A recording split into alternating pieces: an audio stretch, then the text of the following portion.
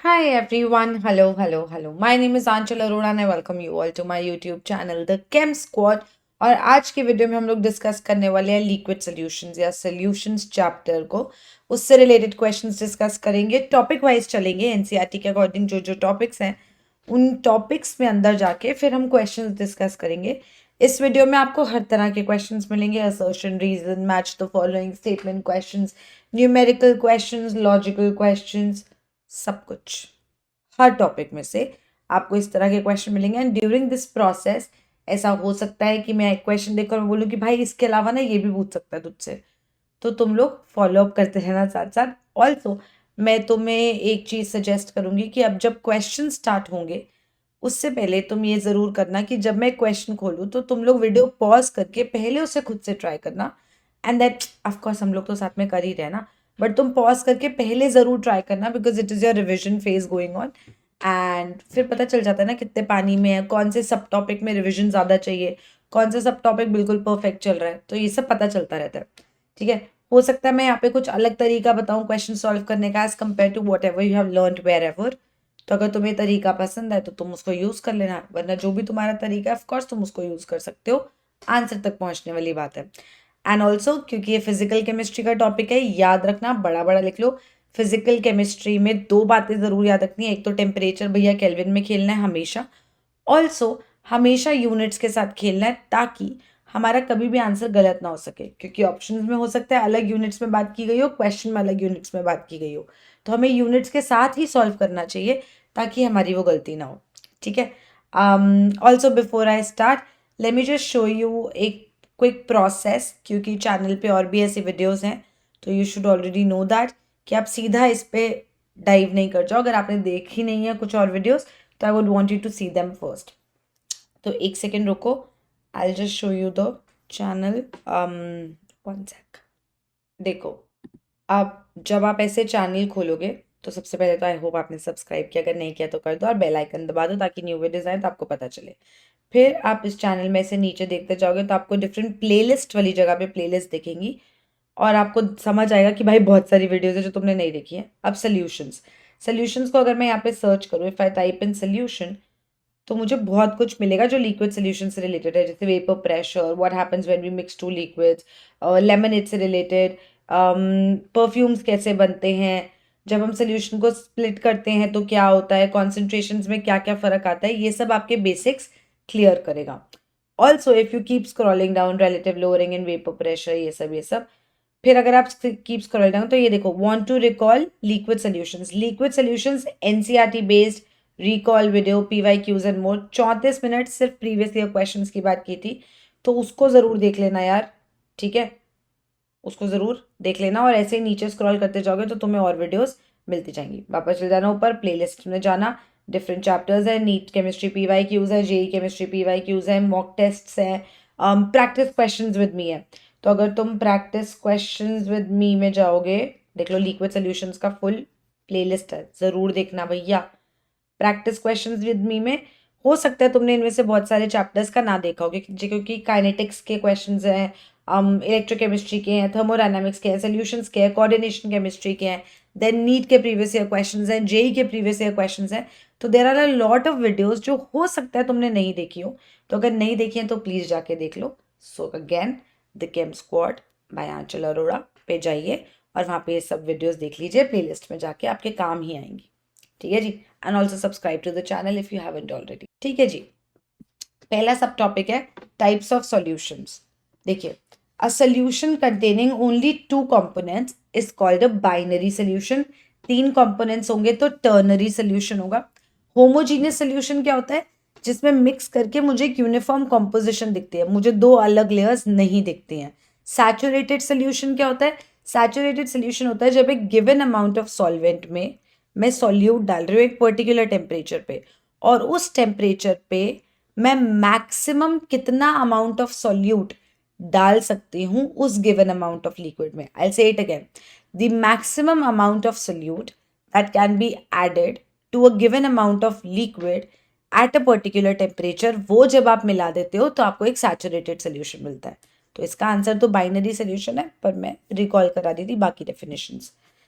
Which amongst the following is an example of a solid solution, मतलब solid in solid. तो देख लो यार, copper भी सॉलिड होता है, गोल्ड भी सॉलिड होता है, ये सॉलिड इन सॉलिड है, ये लिक्विड इन लिक्विड है। ग्लूकोज सॉलिड होता है प्लस लिक्विड है, ऑक्सीजन गैस इन लिक्विड है। एक ना एनसीईआरटी में टेबल है डिफरेंट टाइप्स ऑफ सॉल्यूशंस का, उसमें solid solutions, liquid solutions, gaseous solutions, then gas in solid, liquid in solid, solid in solid, आपको बहुत सारे एग्जांपल्स मिलेंगे, वो टेबल ज़रूर पढ़ लेना। ठीक है जी, moving on. What is the term used to describe a solution that cannot dissolve any more solute at a given temperature? अगर आपके पास एक given solvent है, आप एक पर्टिकुलर टेम्परेचर पे काम कर रहे हो, अगर आपने उसमें थोड़ा सॉल्यूट ऐड करा और अभी इसमें और सॉल्यूट ऐड करने की गुंजाइश है, तो हम ऐसे सोल्यूशन को अनसैचुरेटेड सोल्यूशन कहते हैं। अगर जितना सॉल्यूट मैक्सिमम डिजॉल्व हो सकता है आपने उतना डाल दिया है, ऐसे सोल्यूशन को हम सैचुरेटेड सोल्यूशन कहते हैं। और अगर आपने ना थोड़ी चालाकी करी, आपने बोला नहीं नहीं, हम इसमें 2 चम्मच चीनी डाल सकते हैं, पर मुझे तो और चीनी डालनी है, तो मैं ना एक काम करता हूँ, मैं थोड़ा टेम्परेचर बढ़ा देता हूँ और चीनी ऐड कर लेता हूँ, वो तो घुल ही जाएगी। तो ठीक है, आपने घोल दी, लेकिन जब आप उसको वापस 25 डिग्री सेल्सियस पे लाओगे, तो वो जो एक्स्ट्रा शुगर थी ना, जो 25 डिग्री सेल्सियस पे नहीं डिजोल्व हो सकती थी, वो बाहर क्रिस्टलाइज आउट हो जाएगी। ऐसा सोल्यूशन सुपर सैचुरेटेड सोल्यूशन होता है, जिसमें प्रेसिपिटेट्स बनने लगते हैं because it is highly unstable. Recall हो गई डेफिनेशंस। अब आते हैं where no more solute can dissolve, ऐसे सोल्यूशन को कहते हैं saturated solution. Sorry, moving on. अरे यार, which of the following is an example of solid in a liquid type of solution? Solid in a liquid is tincture of iodine. This is solid in a liquid. Brass is solid in solid. Vinegar, vinegar क्या होता है? Acetic acid का solution. Liquid in liquid. Bronze जो होता है ये भी solid in solid होता है। Which of the following is a homogeneous mixture? मैंने अभी बताया था, जिसमें आपको यूनिफॉर्म कॉम्पोजिशन दिखे, आपको 2 लेयर्स नहीं दिख रही। फॉर एग्जाम्पल, अगर मैं ऑयल को पानी में डालूं तो मुझे 2 अलग सेपरेट लेयर्स दिख रही हैं। ऐसे सोल्यूशंस हेट्रोजीनियस सोल्यूशंस होते हैं। पर अगर मैं नमक को पानी में डालूं और घोल दूं, तो मुझे सिर्फ एक यूनिफॉर्म लेयर ही दिख रही है। पता नहीं कहाँ गायब हो गया नमक, गायब नहीं हुआ, डिसॉल्व हो गया, होमोजीनियस सोल्यूशन बन गया। ठीक है, तो यहाँ पे sugar in water is the type of homogeneous mixture.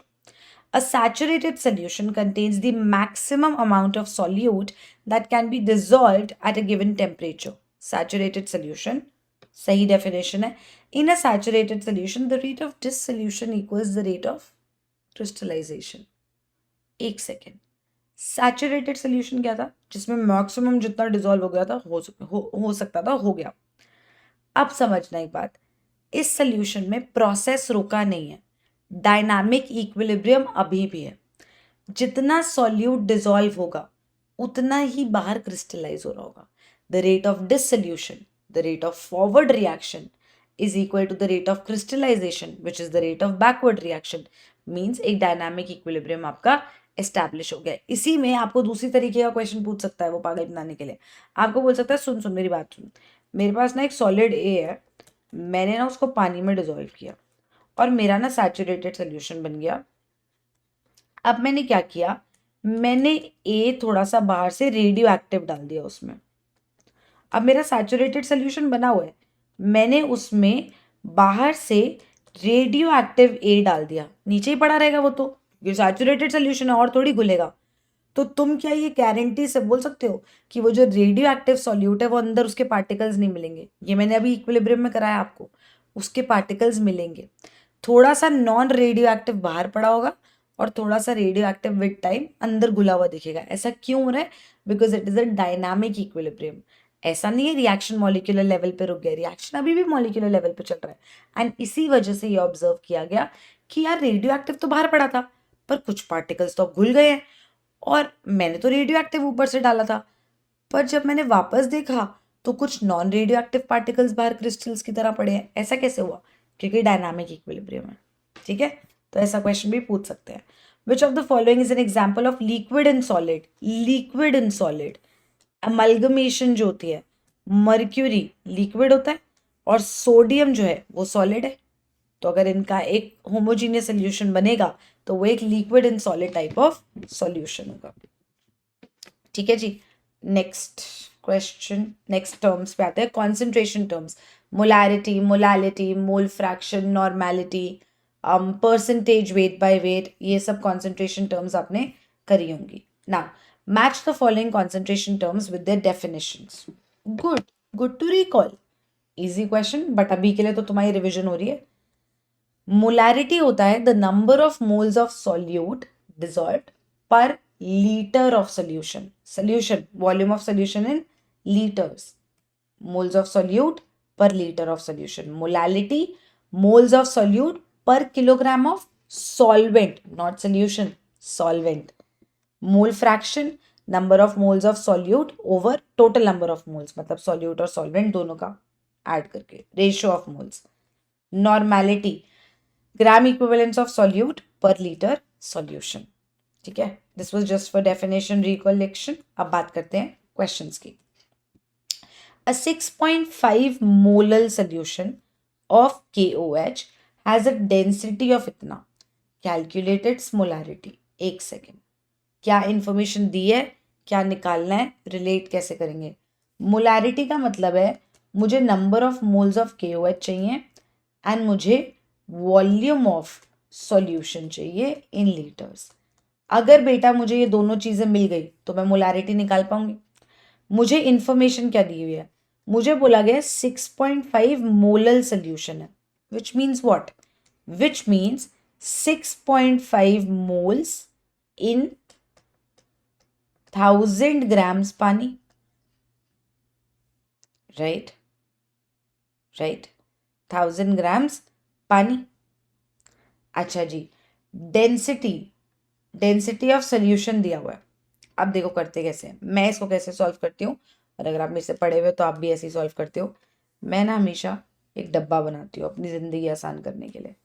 मैं बोलती हूँ भाई मेरे को ना बहुत सारी चीज़ें देख के कुछ इरिटेशन होती है, तो मैं अपने लिए उसको ईजी करती हूँ.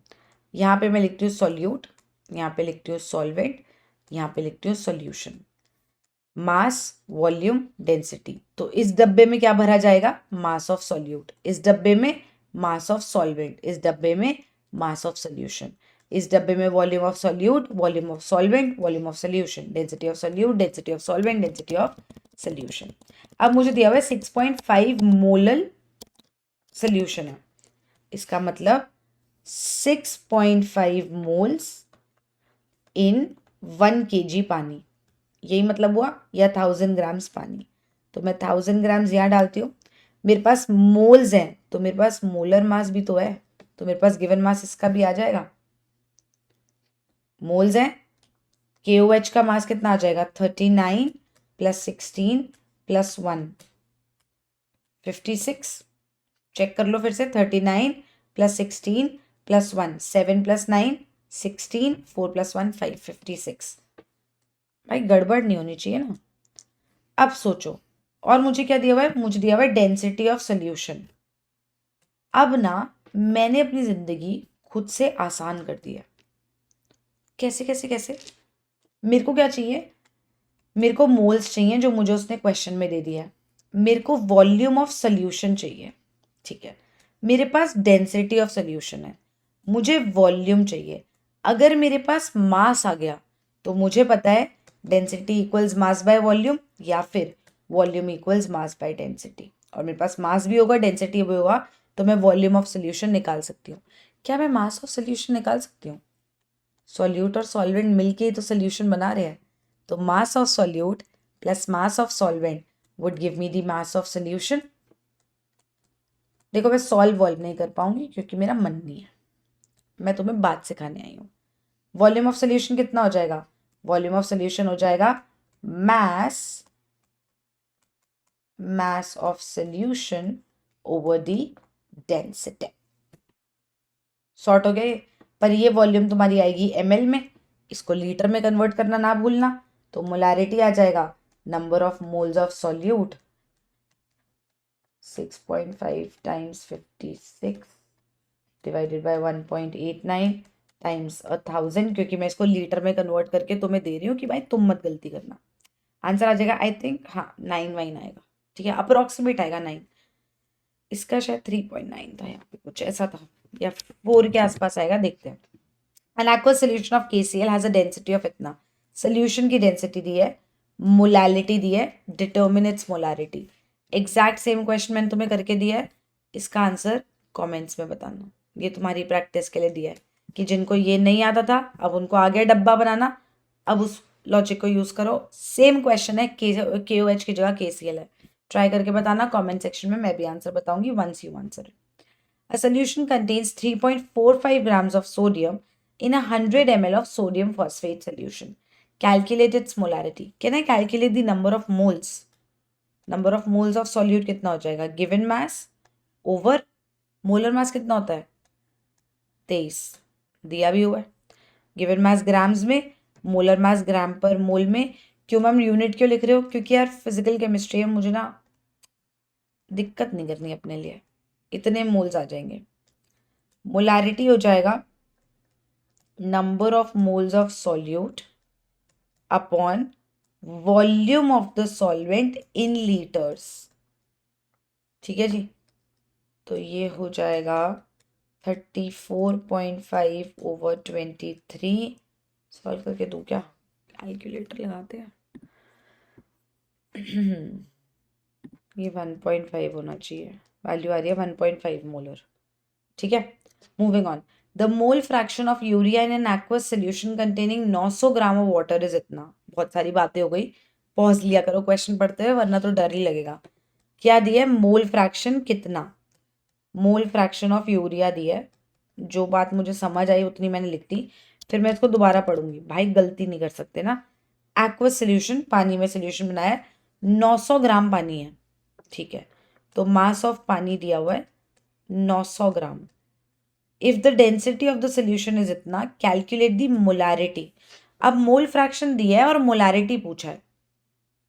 मुझे डरने वाली तो कोई बात नहीं है, मेरे को बस वही करना है कि भाई मुझे क्या पता है और तूने क्या बोल दिया है। फिर से solute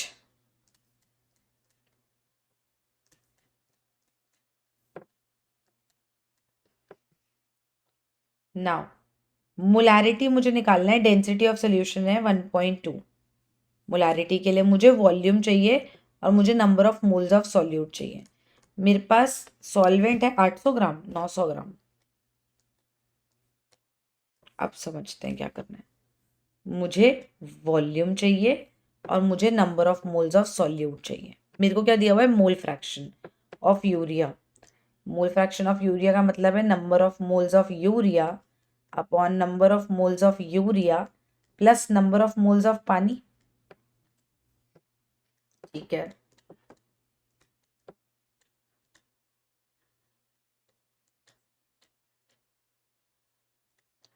number of moles of पानी आ सकता है क्या? गिवन मास अपॉन मोलर मास। तो 900 9 2 ये आ जाइए 50। इसकी वैल्यू तो बहुत छोटी होगी, इग्नोर कर दूं, अप्रॉक्स निकाल लूं? अरे वरना बहुत मुश्किल हो जाएगी मेरी जिंदगी। Number of moles of urea approximately आ जाएंगे 50 इंटू 0.05। तो ये आ जाएगा 2.5 मोल्स। अभी आ गए 2.5 मोल्स, मोल्स है ये मोल्स। मेरे को मास चाहिए, क्योंकि अगर मेरे पास मास ऑफ सॉल्यूट आ गया बेटा तो मैं मास ऑफ सोल्यूशन निकाल लूंगी और मास ऑफ सोल्यूशन और डेंसिटी को यूज करके वॉल्यूम आ जाएगा। अच्छा जी, तो मेरे पास मोलर मास है, मेरे पास इसका मास आ गया। मास ऑफ सोल्यूशन आ जाएगा 900 प्लस 2.5 इंटू 60 कर ही लेते हैं ना, 60 इंटू 2.5 150। तो ये आ जाएगा 1050। यहाँ से वॉल्यूम ऑफ सोल्यूशन क्या आएगा? 1050 divided by 1.2, mass over density equals volume. ये आ जाएगा 875 ml। Now do I have the moles of the solute and do I have the volume of the solution? Molarity equals moles of the solute upon volume of solution, but the volume has to be in litres. तो इसको निकाल देते हैं, moles. तो ये answer आएगा 3 के आसपास, ठीक है, 2.8 समथिंग आ रहा है, तो 3 के आसपास। ना a compound H2X with a molar mass of 80 grams per mole is dissolved in a solvent of density इतना। मोलर मास ऑफ H2X दिया हुआ है, सॉल्वेंट की डेंसिटी दी है, देख लो पहले, solvent of density, density of solution नहीं दिया है, डेंसिटी ऑफ सॉल्वेंट दिया है। Assuming no change in volume upon dissolution, what is the molality of इतना solution? बहुत सारी इंफॉर्मेशन है, आराम से ब्रेक डाउन करते हैं। मोलर मास ऑफ H2X दिया हुआ है 80 ग्राम पर मोल, कहीं तो काम आएगा इसीलिए दिया है। डेंसिटी ऑफ सॉल्वेंट मुझे दिया हुआ है 0.4 gram per ml। No change in volume upon dissolution का मतलब क्या है कि जो भी बेटा वॉल्यूम ऑफ सॉल्वेंट थी वही मेरी वॉल्यूम ऑफ सोल्यूशन है। मैं बस धीरे धीरे लिख रही हूँ क्या दिया हुआ है। व्हाट इज द मोलालिटी, मतलब मुझे मोलालिटी निकालनी है when the molarity equals 3.2 molar. Molarity की डेफिनेशन से मुझे क्या पता है, इसका मतलब है कि 3.2 मोल इन 1000 ml सोल्यूशन है। ठीक है, मोलालिटी के लिए मुझे क्या चाहिए होता है, मोलालिटी के लिए मुझे चाहिए होता है number of moles of solute, जो मेरे पास है 3.2 मोल्स है ये रे, and mass of solvent in KG, यही चाहिए होता है। तो अब मेरे पास नंबर ऑफ मोल्स है, अगर मेरे पास कहीं से मास ऑफ सॉल्वेंट आ जाए तो मेरा क्वेश्चन सॉल्व हो गया। कैसे आएगा, डेंसिटी और वॉल्यूम हुआ तो मास आ जाएगा। अब सोचो, क्या मेरे पास डेंसिटी ऑफ सॉल्वेंट है? बिल्कुल है। क्या मेरे पास वॉल्यूम ऑफ सॉल्वेंट है? Volume of solvent equals the volume of solution. क्या मेरे पास किसी तरीके से वॉल्यूम ऑफ सॉल्वेंट आ सकता है? मोलैरिटी कह रहा है वॉल्यूम ऑफ सोल्यूशन 1000 है, तो वॉल्यूम ऑफ सॉल्वेंट 1000 है। तो मुझे ये पता है volume of solution equals volume of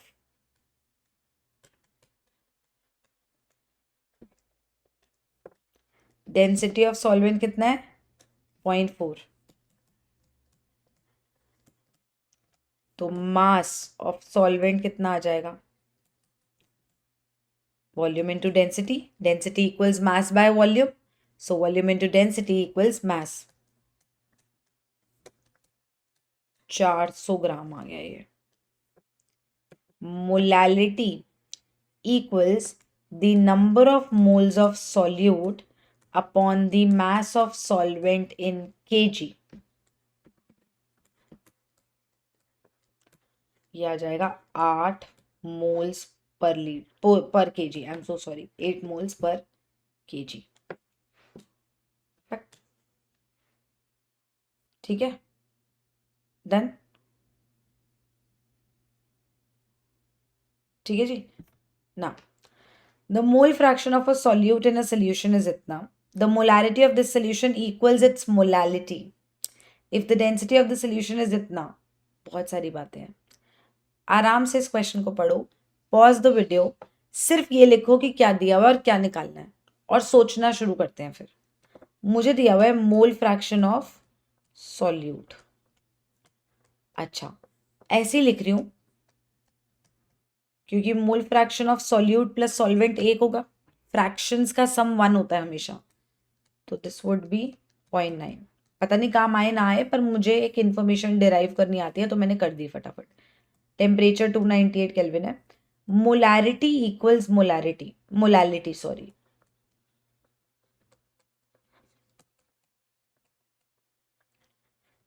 एक सेकेंड आराम से लिखते हैं।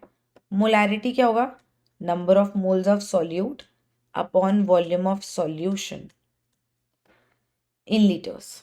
ठीक है, अगर मैं इसको इन ml ले लूं तो यहाँ 1000 से मल्टीप्लाई हो जाएगा, equals number of moles of solute upon mass of solvent. अगर मैं इसको ग्राम्स में लूं तो यहाँ भी 1000 से मल्टीप्लाई हो जाएगा। अभी तो मैं बस लिख रही हूँ उसने क्या दिया है, 1000 से 1000 उड़ जाएगा, नंबर ऑफ मोल से नंबर ऑफ मोल जुड़ जाएगा, मतलब volume of solution in ml equals mass of solvent in grams. अभी तो मैंने सॉल्व करना शुरू ही नहीं किया, अभी तो मैं बस देख रही हूँ कि भाई मेरे पास क्या क्या इंफॉर्मेशन है। डेंसिटी ऑफ सोल्यूशन दिया हुआ मेरे को, ठीक है। डेंसिटी ऑफ सॉल्यूशन है कितना, 2 gram per ml, centimetre cube is ml। मुझे क्या फाइंड आउट करना है, molecular weights of solute to solvent, ठीक है, समझो। अब डेंसिटी है volume of solution is equal to mass of solvent है, ये इंफॉर्मेशन है मेरे पास। इसको ना मैं V लिख रही हूँ, ठीक है। तो मुझे मास ऑफ सॉल्यूशन मिल सकता है क्या बाय एनी चांस? मेरे पास डेंसिटी है, मेरे पास वॉल्यूम है, मास आ जाएगा, क्या हो जाएगा, डेंसिटी टाइम्स वॉल्यूम, करेक्ट, ठीक है जी। That implies mass of solute कितना हो जाएगा यार, mass of solution minus mass of solvent. मुझे क्या फाइंड आउट करना है, the ratio of their molecular weights, given नहीं, मॉलिक्यूलर वेट्स, ठीक है। अब देखो, mole fraction of solute equals 0.1 and mole fraction of solvent would be equal to 0.9। इन दोनों का ना मैं रेशियो ले रही हूँ, I am just thinking out loud कि मुझे क्या करना चाहिए। मेरे पास गिवन मास ऑफ सॉल्यूट है, मेरे पास गिवन मास ऑफ सॉल्वेंट है, मुझे मोलर मासेस का रेशियो निकालना है सॉल्यूट बाय सॉल्वेंट। उसको करने के लिए अब मैंने अभी तक जो इन्फॉर्मेशन थी उसको यूज करके दोनों का गिवन मास निकाल दिया जो इक्वल आया है। मोलर मास के रेशियो के लिए मैं मोल फ्रैक्शन को यूज कर रही हूँ और मैं रेशियो ले रही हूँ ताकि मेरा रेशियो में ही बात शुरू हो जाए।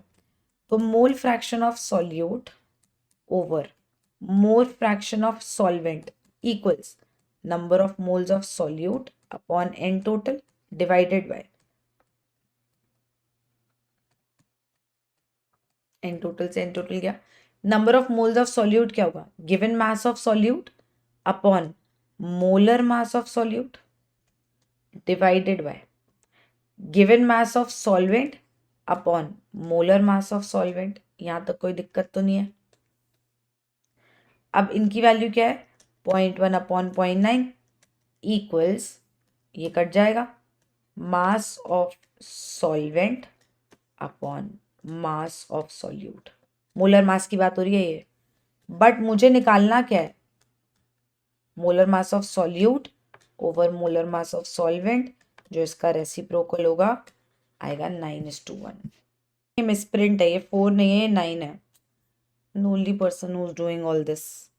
तो हो सकता है कि मैंने 9 की जगह गलती से 4 टाइप कर दिया हो, ठीक है।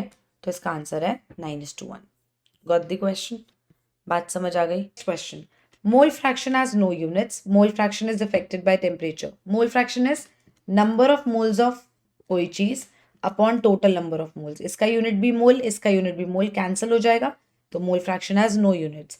एंड क्योंकि इसमें कोई वॉल्यूम वाली बात नहीं है तो it is not affected by temperature. Statement 1 is true, statement 2 is false. Molarity, normality, percentage weight by volume, ये लोग जिनमें वॉल्यूम वाली टर्म है ये लोग टेम्परेचर डिपेंडेंट है। मोल फ्रैक्शन, मोलैलिटी, ये सब टेम्परेचर इंडिपेंडेंट है। Which of the following aqueous solution is more concentrated? It's a very good question, समझो इसको कैसे करना है। पहली बात तो ये 1.5 0.5 है, तो 0.5 तो हार ही जाएंगे, कंपैरिजन तो 1 1 में ही होगा। तो वो पूछ रहा है 1 मोलर सोल्यूशन ज्यादा कॉन्सेंट्रेटेड होता है या 1 मोलर। और ये पूरी बात ना बेटा डेफिनेशन की है कि तुम्हें डेफिनेशन कितनी समझ आती है। 1 मोलर का मतलब क्या है कि 1 mole of solute in 1 litre solution. Solution की वॉल्यूम लेते हैं। 1 मोलल का मतलब क्या होता है,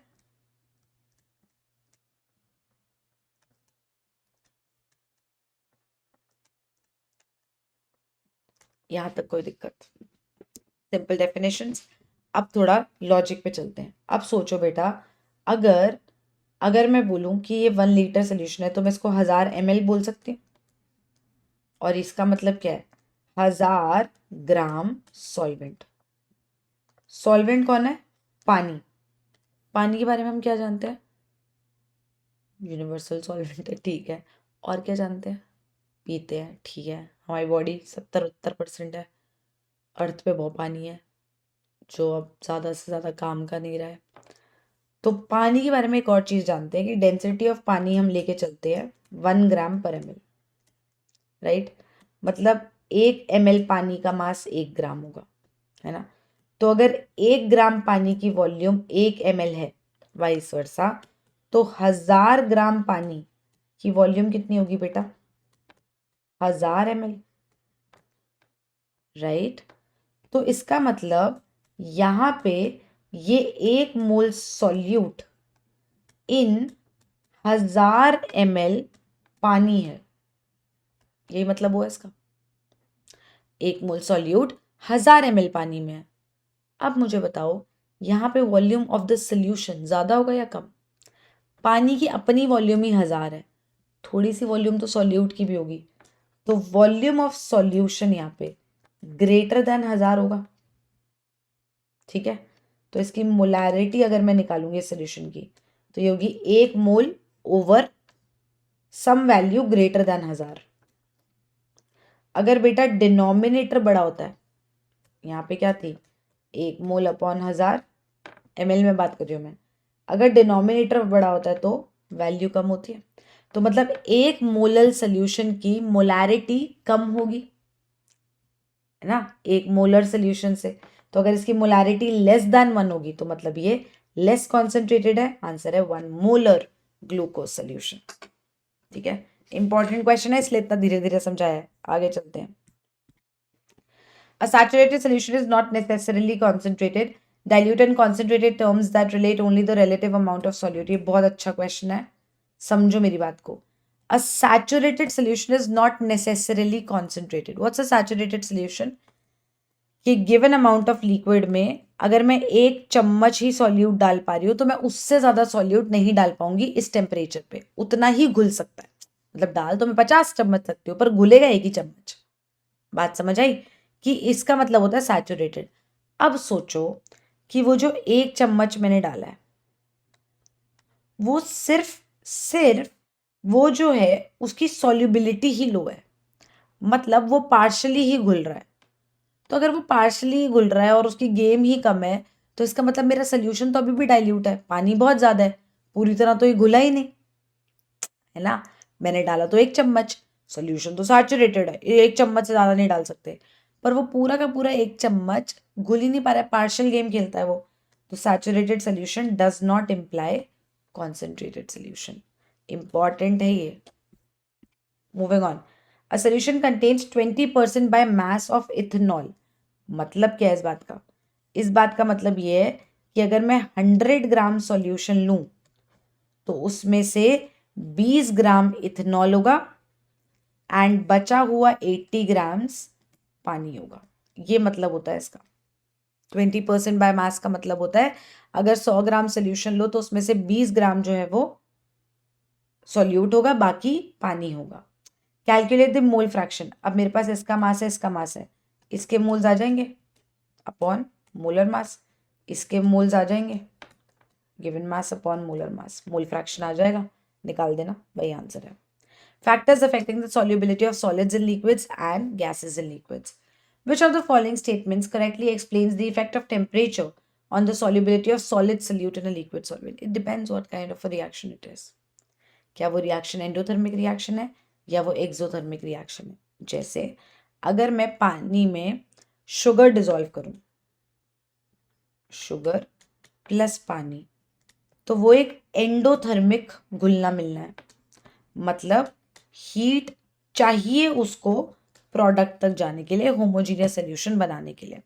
लेकिन वहीं अगर मैं NaOH के पैलेट्स लेके पानी में डिजोल्व करूं तो जब वो घुलेंगे, घुल गए, होमोजीनियस बन गया, तो वो हीट इवॉल्व करेंगे, एक्सोथर्मिक रिएक्शन है।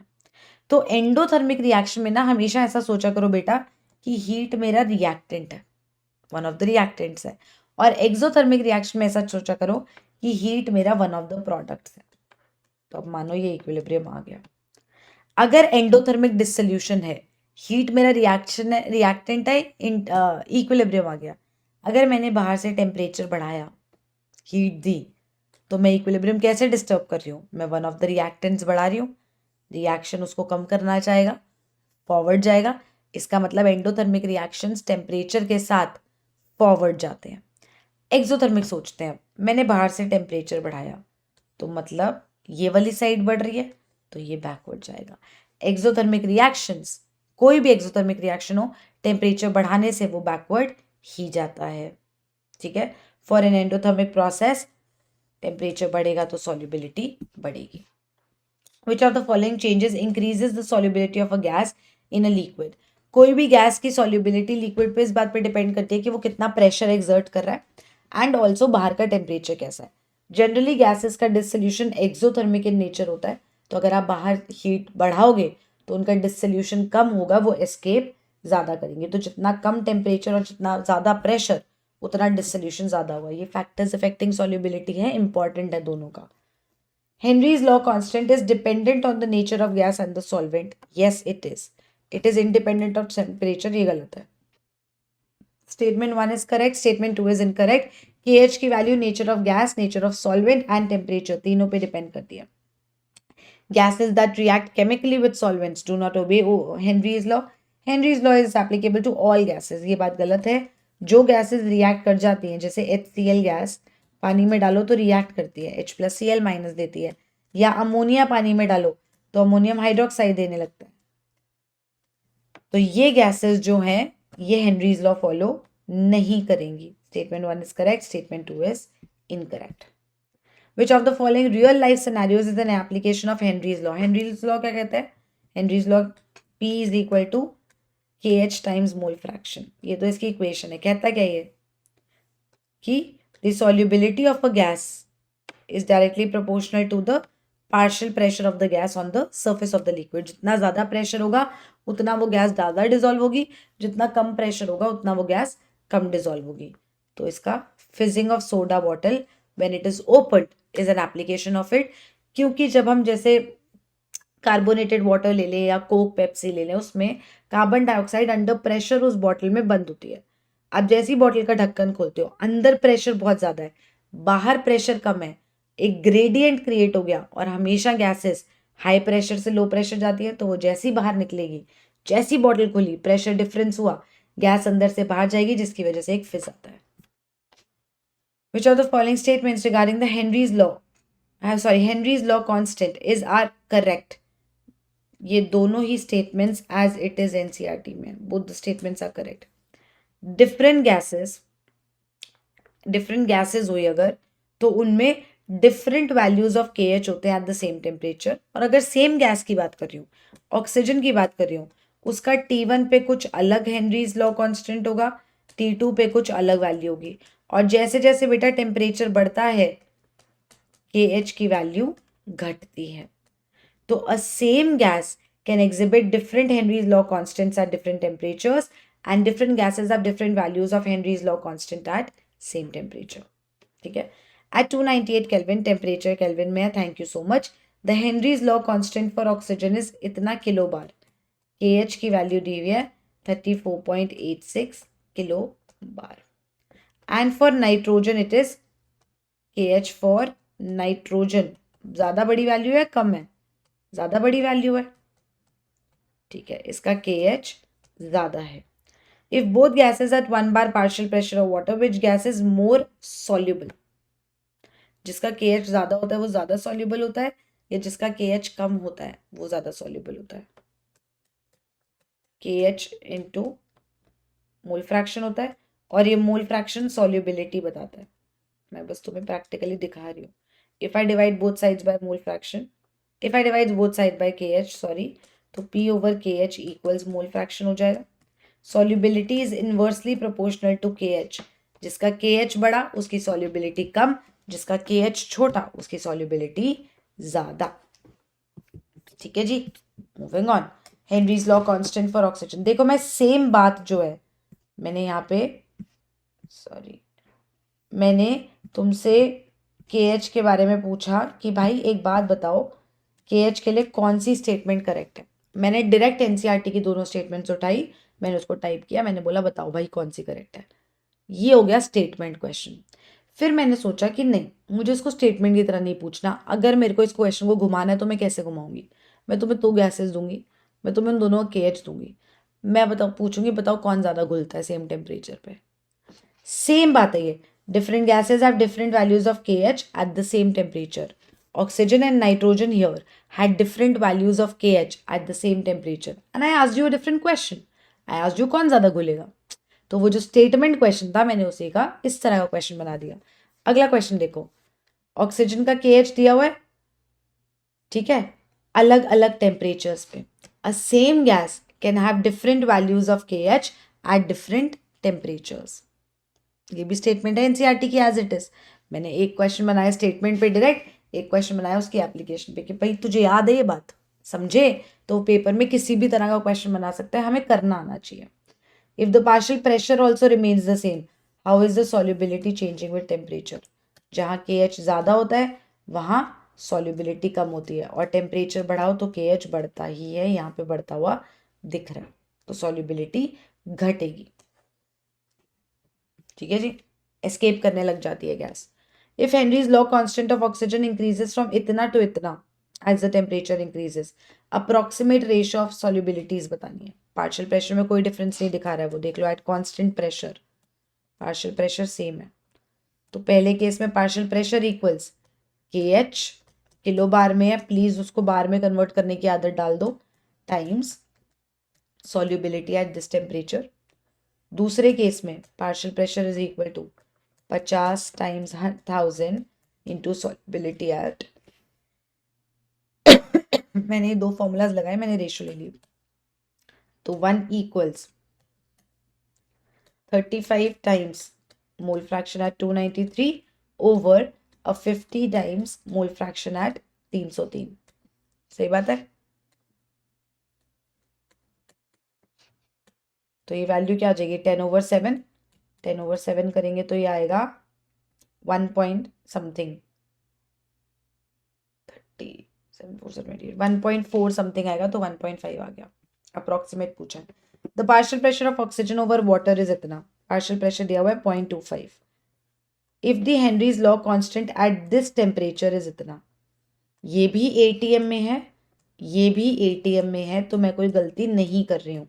अगर बेटा जैसे वहां किलो बार में था तो उसको बार में कन्वर्ट करना जरूरी है। If the partial pressure is given in bar, KH has to be in bar. If the partial pressure is given in ATM, the KH has to be in ATM। ये सब ऐसा सुन के अनसुना मत कर देना, तुम्हारे लिए बोल रही हूँ, मजा नहीं आ रहा है मुझे ये सब करके, ठीक है, तो तुम्हारे लिए किया जा रही है क्योंकि तुम रिक्वेस्ट करते रहते हो, तो ये सब बातें सुनना जो मैं एक्स्ट्रा बताती हूँ हर वीडियो में। Into mole fraction, mole fraction निकालना है, डायरेक्ट क्वेश्चन है। 0.25 ओवर इतनी बड़ी वैल्यू 1.25 इंटू 10⁵, चलो कर ही देते हैं सॉल्व यार। तो ये हो जाएगा 0.2 इंटू 10⁻⁻5 या फिर 2 times 10⁻⁻6। Moving on. If the mole fraction of carbon dioxide in soda water is इतना, मोल फ्रैक्शन दिया हुआ है, हेनरीज लॉ कांस्टेंट दिया हुआ है, पार्शियल प्रेशर निकालना है, सेम फॉर्मूला है, अप्लाई करना, आंसर आ जाएगा, डायरेक्ट फॉर्मूला बेस्ड क्वेश्चन है। Which of the following is the real life scenario of Henry's law constant. इसमें मैंने स्पेसिफिकली टाइप करके जितने भी उसके एप्लीकेशन है रियल लाइफ वो सब लिख दिए, इसीलिए तुम्हें ऑप्शन 5 दिख रहा है, ऑल ऑफ द अबव, इसीलिए दिया है ताकि मैं तुम्हें एक बार रिकॉल करा दूं कि भाई ये सब एप्लीकेशंस हैं, तुझे याद है ना। पहला, डीप सी डाइवर्स जो हैं वो डाइल्यूट करते हैं ऑक्सीजन को with helium to avoid toxicity as high pressure. क्या बोलते थे उस डिजीज को, बेंड्स हो जाता था उनको, क्या होता था, वो अंदर कूदते थे, अंदर बाहर का प्रेशर बढ़ता था, बाहर का प्रेशर बढ़ता था तो हमारे अंदर गैसेस ज़्यादा घुलती थी, air which was a mixture of nitrogen and oxygen, वो ज़्यादा घुलती थी। अब ऑक्सीजन तो हमारी बॉडी यूज़ कर लेती है, नाइट्रोजन पड़ी रहती थी अनयूज्ड, है ना। फिर जब हम नीचे गए तो ऊपर तो आएंगे भाई, रॉक बॉटम हिट करते हैं ऊपर तो आते हैं, दुनिया का दस्तूर है, ऊपर आए। अब जब हम ऊपर आ रहे हैं तो बाहर का प्रेशर कम हो रहा है, अब जो गैस घुली थी उसको बाहर निकलना है, क्योंकि हाई प्रेशर पे घुलती है, प्रेशर कम करो तो निकलती है। तो वो जो घुल गई थी उसको वो बोल रही है बाहर निकालो बाहर निकालो, तो हमारे ऐसे वो बबल आउट होने की कोशिश करती है, जिस वजह से हमारे नसों में, वेन्स में आर्टरीज में वो प्रॉब्लम होता है, ब्लड वेसल्स में प्रॉब्लम होता है, जिससे हमें क्या बोलते थे उसको, अल्सर नहीं, समझ गए ना तुम लोग, पेन होने लगता है, इसको बेंड्स बोलते हैं। At high altitudes low oxygen solubility in blood causes a condition known as anoxia. जब हम ऊपर जाते हैं, मर के नहीं, जब हम पहाड़ों पे ऊपर जाते हैं, तो ऊपर जाते हैं तो आउटसाइड प्रेशर कम होता है। अब अगर आउटसाइड प्रेशर कम है तो सॉल्युबिलिटी ऑफ ऑक्सीजन हमारी बॉडी में कम होगी। जितना ज़्यादा आउटसाइड प्रेशर होगा उतनी घुलेगी, जितना कम आउटसाइड प्रेशर होगा उतनी कम घुलेगी। अब वो ऑक्सीजन हमारी बॉडी में नहीं घुल रही है ढंग से, ठीक है, तो हमें चक्कर आते हैं, उल्टी जैसा होता है, नोजिया होता है। इस प्रोसेस को बोलते हैं, इस फिनोमेना, इस अकरेंस को बोलते हैं anoxia. Aquatic life thrives better in cold water due to higher oxygen solubility. ठंडे पानी में एक्वेटिक लाइफ क्यों जिंदा रहती है? एक्वेटिक लाइफ को जिंदा रहने के लिए क्या चाहिए? ऑक्सीजन, है ना। खाने वाने का तो वो लोग देख ही लेते हैं, ऑक्सीजन तो चाहिए, मैंडेट। अब उसको ऑक्सीजन चाहिए। अब वो ठंडा पानी वर्सेस गर्म पानी सोचो। गर्म पानी में बाहर टेम्परेचर ज़्यादा है, टेम्परेचर ज़्यादा है तो ऑक्सीजन पानी में घुलेगी ही कम, घुलेगी कम तो मिलेगी कम, मिलेगी कम तो मर सकते हैं। ठंडे पानी में टेम्परेचर कम है, सॉल्युबिलिटी बढ़ गई, सॉल्युबिलिटी बढ़ गई तो मतलब और ऑक्सीजन पानी में घुली हुई है, और ऑक्सीजन पानी में घुली हुई है तो और ऑक्सीजन है सांस लेने के लिए, आराम से जी जाएंगे, ठीक है। Soda got goes flat faster in warm environments due to reduced, वही बाहर टेम्परेचर ज़्यादा तो गैस को एस्केप करना है, सॉल्युबिलिटी कम हो गई, तो इसलिए जो हमारी कोक की बॉटल होती है वो बाहर पड़े पड़े जल्दी फ्लैट होती है एज कम्पेयर टू जब फ्रिज में रखते हैं, रेफ्रिजरेटर में, ठीक है। Next, Rawls law and ideal and non ideal solutions की बात करेंगे, उससे related questions. For a binary liquid solution the curve that represents the variation in total vapour pressure.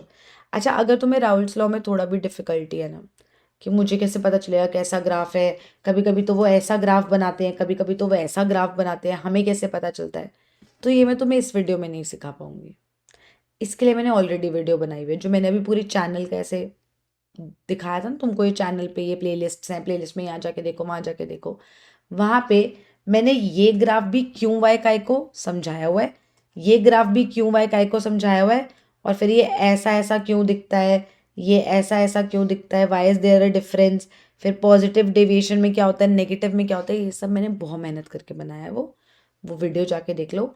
I promise, जो तुम्हारे वियर्ड डाउट्स होते हैं ना कि यार या तो ग्राफ ऐसा दिखाओ या तो ऐसा दिखाओ, वो कैसा भी हो सकता है। अब वो कैसे पता चलेगा? वो वीडियो देख के आना और फिर बताना समझ आया कि नहीं आया। मैं क्वेश्चन करा देती हूँ, जो मेरा काम है, पढ़ाना भी मेरा ही था, मैंने पढ़ा दिया।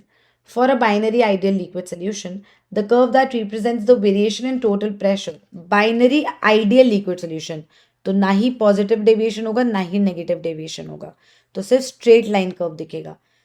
अब वो ऐसा भी दिख सकता है, ऐसा भी दिख सकता है। क्यों मैम? इंक्रीजिंग डिक्रीजिंग क्यों? It depends on the mole fractions, it depends on the mole fractions and it is told to you in that video that I have taught you in। ये सब चीज़ें प्लीज़ उस video को जाके देखना, इसका answer A and D है, वहीं पता चलेगा, वरना ये आधे पौने घंटे का टॉपिक है। For an ideal solution, different तरीके से ना मैंने सेम क्वेश्चन पूछा हुआ है यहाँ पे, एक ये क्वेश्चन है, आगे थोड़ी देर बाद तुम फिर देखोगे, फिर थोड़ी देर बाद फिर देखोगे। आइडियल सोल्यूशन में याद रखना, delta H mixing, delta we mixing और डेल्टा पी, ये सब की वैल्यू ज़ीरो होती है। जब भी आइडियल सोल्यूशन बनता है तो उनको मिक्स करने में ओवरऑल वॉल्यूम में कोई फ़र्क नहीं आता है, ओवरऑल चेंज इन एंथैल्पी कुछ नहीं होता है, चेंज इन प्रेशर कुछ नहीं होता है, लेकिन delta G mixing less than zero होगा हमेशा। क्यों लेस दैन ज़ीरो होगा?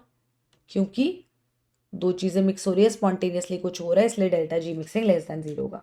Delta S mixing greater than zero होगा। क्यों? क्योंकि दो चीज़ें मिक्स हो रही हैं, भगदड़ मची है, केओस मचा है, delta S mixing greater than zero का। अब ये है आइडियल सॉल्यूशंस में। नॉन आइडियल, जिनमें पॉजिटिव या नेगेटिव डेविएशन होता है। पॉजिटिव डेविएशन मतलब अब वो जल्दी उड़ेंगे, मतलब मिक्स करने की वजह से वेपर प्रेशर बढ़ गया। नेगेटिव डेविएशन मतलब वो देर से उड़ेंगे, मतलब मिक्स करने की वजह से वेपर प्रेशर कम हो गया। जब भी तुम पॉजिटिव डेविएशन देखोगे तो मतलब कि ऐसा हो रहा था कि उनको जब मैंने मिक्स किया तो जो इंटरैक्शंस थी वो वीकन हो गई। पहले जब वो अपने अपने सॉल्वेंट में थे तो इसकी अपने भाई बहनों से और इसकी अपने भाई बहनों से इंटरेक्शन, इसकी अपने भाई बहनों से इंटरेक्शन और इसके अपने भाई बहनों से इंटरेक्शन बहुत अच्छी थी। पर जब ये मिक्स हुए तो इनकी आपस में इंटरेक्शन कंपैरेटिवली वीकर है। ऐसे केसेस में पॉजिटिव डेविएशन होता है, ठीक है। और पॉजिटिव डेविएशन में delta H mixing greater than zero, delta we mixing greater than zero and delta G mixing अभी भी less than zero, delta S mixing अभी भी ग्रेटर दैन जीरो। ये सेम ही रहेगा, स्पॉन्टेनियसली हो रहा है एंड क्योंकि मिक्स हो रहे हैं तो एंट्रोपी तो बढ़ ही रही है। अगर नेगेटिव डेविएशन है, इसका मतलब अगर ये सॉल्वेंट ए था ये बी था, तो ए की अपने भाई बहनों से इंटरेक्शन थी कुछ ए, बी की अपने भाई बहनों से इंटरेक्शन थी बी। जब मैंने इनको मिक्स किया तो इनकी आपस की इंटरेक्शन और तगड़ी है।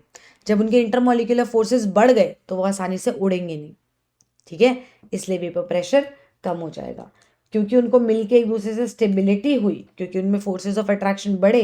तो इस केस में delta H mixing less than zero, delta we mixing भी लेस दैन जीरो, पास पास रहना चाहिए। ये सब मैंने उन वीडियोस में बोला है, जाके देख लो, आई प्रॉमिस बहुत हेल्प होगी। डेल्टा जी मिक्सिंग अभी भी लेस दैन जीरो क्योंकि ये स्पॉन्टेनियसली हो रहा है, एंड डेल्टा एस मिक्सिंग अभी भी ग्रेटर दैन जीरो क्योंकि चीज़ें मिक्स हो रही हैं, एंट्रोपी बढ़ेगी। ठीक है जी। अब इस हिसाब से यहाँ पे क्या होगा, फॉर एन आइडियल सोल्यूशन, ये सही बात है, ये लेस दैन जीरो होगा और ये ग्रेटर दैन जीरो होगा। ऐसा ही और क्वेश्चंस भी अभी देखते हैं। पॉजिटिव डेविएशन में क्या होता है, overall vapour pressure normal condition से बढ़ जाता है। जैसे अगर ये वेपर प्रेशर आइडियल सोल्यूशंस के लिए था तो पॉजिटिव डेविएशन में क्योंकि उनमें आपस में इंटरेक्शन कम होती है तो वो जल्दी उड़ेंगे, वेपर प्रेशर ऐसा दिखेगा। ये नेगेटिव में होता है। मैम मुझे ना इसमें बहुत डाउट है, ऐसे ऐसे अगर तुम्हारे सवाल है प्लीज़ लिक्विड सॉल्यूशंस की पूरी प्लेलिस्ट है, जाके देखो तो सही, ये सब सॉर्ट हो जाएगा, promise. Plot A and B mentioned graph है, ठीक है। पॉइंट्स ए एंड बी क्या है, देखो यार, इस पॉइंट पे ये वेपर प्रेशर है ना, इस पॉइंट पे जो फर्स्ट चीज है तुम्हारी वही है बस, mole fraction of 1 is equal to 1। मतलब मोल फ्रैक्शन ऑफ सॉल्यूट अगर कोई है वो 1 के इक्वल है, इसका मतलब पूरा सोल्यूशन ही सॉल्यूट है, there is no solvent to it. Mole fraction of solvent equal to 1 है, इसका मतलब जो भी तुम्हारे पास है वो सारा सिर्फ सॉल्वेंट है, उसमें सॉल्यूट मिक्स ही नहीं हुआ है। तो mole fraction of 1 is equal to 1, मतलब ये वेपर प्रेशर तब लेके गए हैं हम जब सिर्फ कंपोनेंट 1 था। सिमिलरली यहाँ पे मोल फ्रैक्शन ऑफ 2 इक्वल्स 1 है, मतलब ये वेपर प्रेशर तब मेजर किया गया है जब सिर्फ कंपोनेंट 2 था। तो मतलब ये वेपर प्रेशर ऑफ 1 कंपोनेंट है, ये वेपर प्रेशर ऑफ प्योर दूसरा कंपोनेंट है। ठीक है जी, ये सब पढ़ाया हुआ है, प्लीज जाके वीडियो देखो। Heptane and octane form an ideal solution, ठीक है। At 373 Kelvin, the vapor pressure of the two liquid components are इतना and इतना, ठीक है। The vapor pressure of the mixture when this and this are mixed would be equal to what? I have their vapor pressures of two liquid components. So मेरे पास इसका pure है, इसका pure है, मेरे पास P नॉट A है, मेरे पास P not B है, ठीक है। मेरे पास मास ऑफ हेप्टेन है, मेरे पास मास ऑफ ऑक्टेन है, मैं दोनों के मोल्स निकाल सकती हूँ, दोनों की मोल फ्रैक्शंस आ जाएंगी, ठीक है जी। तो pressure of the total solution क्या होगा, पार्शियल प्रेशर ऑफ एक चीज प्लस पार्शियल प्रेशर ऑफ दूसरी चीज। पार्शियल प्रेशर ऑफ एक चीज क्या होगी, times mole fraction of A plus P not B times mole fraction of B. A मान लो मैंने हेप्टेन लिया और बी मान लो मैंने ऑक्टेन लिया, ठीक है। तो मोल फ्रैक्शन ऑफ ए निकाल लेते हैं। गिवन मास कितना है, 26 ग्राम, 26 ग्राम है ना, 26 ग्राम अपॉन मोलर मास कितना है हेप्टेन का, 100 होता है। Given mass is 35, molar mass is 114, ठीक है। दोनों के मोल फ्रैक्शंस आ गए, दोनों के वेपर प्रेशर्स है, पुट करोगे पार्शियल प्रेशर आ जाएगा, किलो पास्कल में आएगा क्योंकि ये लोग किलो पास्कल में है, ठीक है जी। सॉल्व तो कर लोगे, बात समझानी है मुझे। 100 grams of liquid A, molar mass दिया हुआ है, was dissolved in 1000 grams of liquid B, molar mass दिया हुआ है, ठीक है। The vapor pressure of pure liquid B was found to be 500 torr. The total vapor pressure of the solution is 475 torr. The vapor pressure of pure liquid A निकालना है. फिर से वही फॉर्मूला होगा. टोटल प्रेशर होता है partial pressure of एक चीज प्लस पार्शियल प्रेशर ऑफ दूसरा चीज. पार्शियल प्रेशर होता है vapour pressure of pure A times mole fraction of A in the solution. Vapour pressure of pure B times mole fraction of B in the solution. ठीक है जी.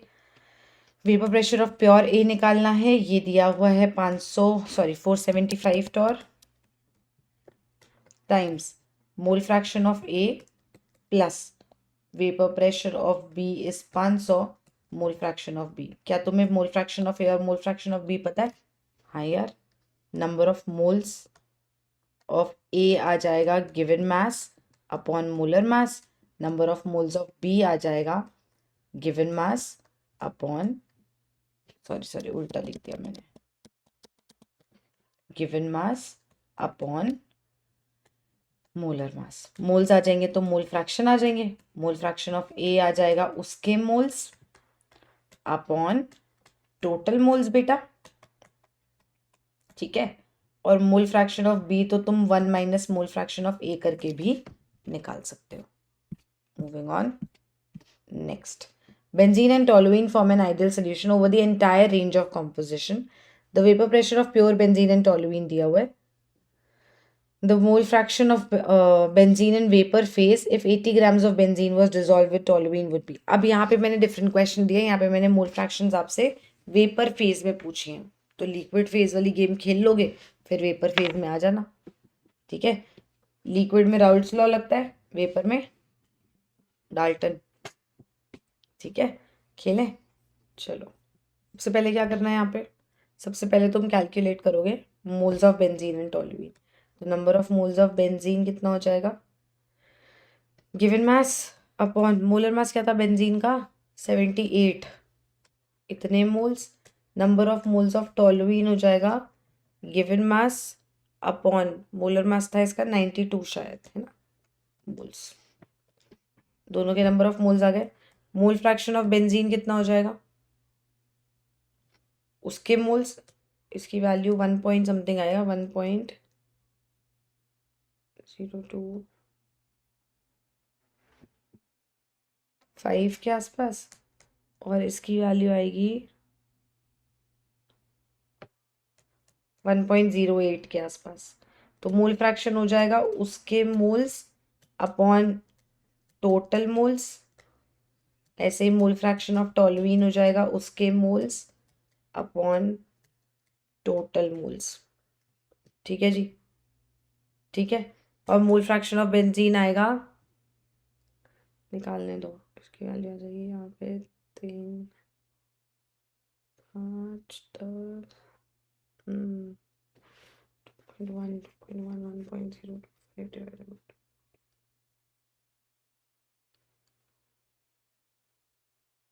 .4849 लग रहा है मुझे. और इसकी वैल्यू आएगी 1 माइनस 0.48 कर लो यार.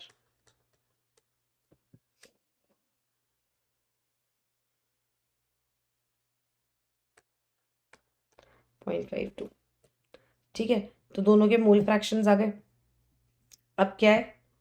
अब मेरे को ये पता है vapour pressure of pure benzene पता है and vapour pressure of pure toluene पता है. और दोनों के mole fraction in the solution पता है मुझे. तो मैं इनके पार्शियल प्रेशर निकाल सकती हूँ क्या? पार्शियल प्रेशर ऑफ बेंजीन क्या हो जाएगा? उसका वेपर प्रेशर टाइम्स उसका mole fraction 0.485 mm of Hg है ना. और पार्शियल प्रेशर ऑफ टोल्यूइन हो जाएगा बेटा उसका टाइम 0.52. इसको मैं 0.48 लिख रही हूँ. ठीक है. mm of Hg. दोनों के पार्शियल प्रेशर आ गए. अब मुझे लेकिन वेपर फेज की गेम खेलनी है. टोटल प्रेशर हो जाएगा P benzene plus P toluene. ये भी आ जाएगा. ठीक है. अब मुझे वेपर फेज में खेलना है. वेपर फेज में मोल फ्रैक्शन ऑफ बेंजीन होगा उसका partial pressure over total pressure vapour phase में मोल फ्रैक्शन ऑफ टोलुइन होगा partial pressure of toluene over the total pressure. निकाल लोगे। जब भी आप लिक्विड की बात करते हो राउल्स लॉ लगाते हो, वेपर्स की बात करते हो डाल्टन्स लॉ लगाते हो। The mixture that shows positive deviation कौन दिखाएगा? जिसमें फोर्सेस ऑफ अट्रैक्शन कम हो जाएंगे। इसमें तो एच बॉन्ड बनने लगता है, ये लोग नॉर्मल है आइडियल, इसमें कम हो जाते हैं forces of attraction. In a binary solution showing negative deviation from Raoult's law, how does the total vapour pressure curve appear? Negative deviation अगर कोई दिखाता है, अगर मैं ऐसे बना दूं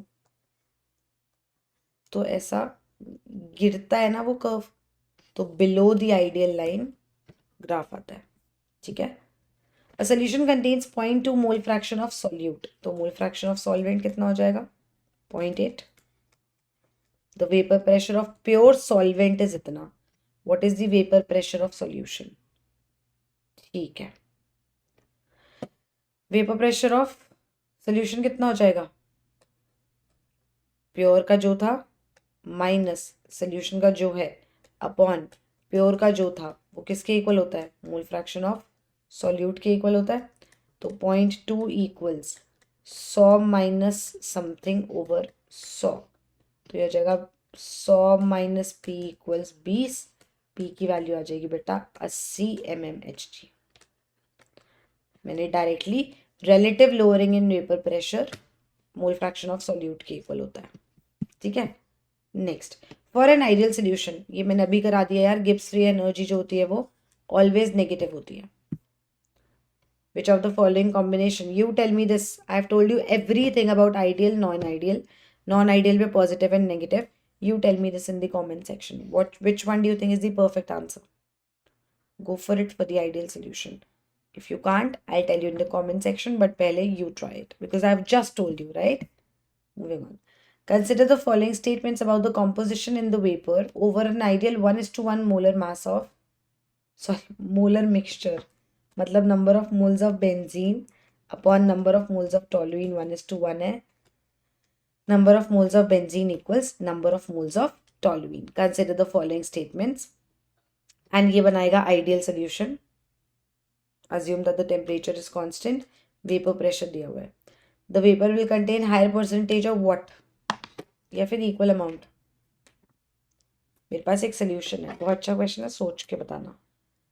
इसमें ना मेरे जितने मोल्स ऑफ बेंजीन है उतने ही मोल्स ऑफ टोलुइन है। ठीक है। मेरे पास दोनों का वेपर प्रेशर है। अकेले अगर होते तो क्या वेपर प्रेशर होता? मैंने मिक्स कर दिया। आइडियल सोल्यूशन है और मेरे से पूछा है कि जो इनके वेपर्स बनेंगे, मान लो उनको कलेक्ट करा, उसमें दोनों के इक्वल वेपर्स होंगे या बेंजीन के ज़्यादा होंगे या टोलुइन के ज़्यादा होंगे, ये क्वेश्चन है। दोनों के इक्वल होंगे, बेंजीन के ज़्यादा या टोलुइन के ज़्यादा। जिसका वेपर प्रेशर ज़्यादा होगा वो जल्दी उड़ेगा, तो वो ज़्यादा उड़ेगा। जो ज़्यादा उड़ेगा उसके वेपर्स ज़्यादा होंगे। The vapour will contain a higher percentage of benzene. ठीक है, लॉजिकल क्वेश्चन था। बता दो भैया, ये अभी बताया है, वैसे तो बता देती हूँ इसका answer. A solution is prepared by dissolving इतने gram of non volatile non electrolyte. Non electrolyte इसलिए बताया है ताकि हमें पता हो वैंट ऑफ फैक्टर की वैल्यू 1 है। 350 grams of water, mass of solvent भी दिया हुआ है। ठीक है, मास ऑफ सॉल्यूट भी दिया हुआ है। The vapour pressure of pure water is इतना, the vapour pressure of solution is इतना। मोलर मास ऑफ सॉल्यूट आ सकता है। Relative lowering in vapour pressure का क्वेश्चन है। प्योर माइनस सोल्यूशन का divided by pure is equal to the mole fraction of solute, मतलब the mass of solute upon the molar mass divided bye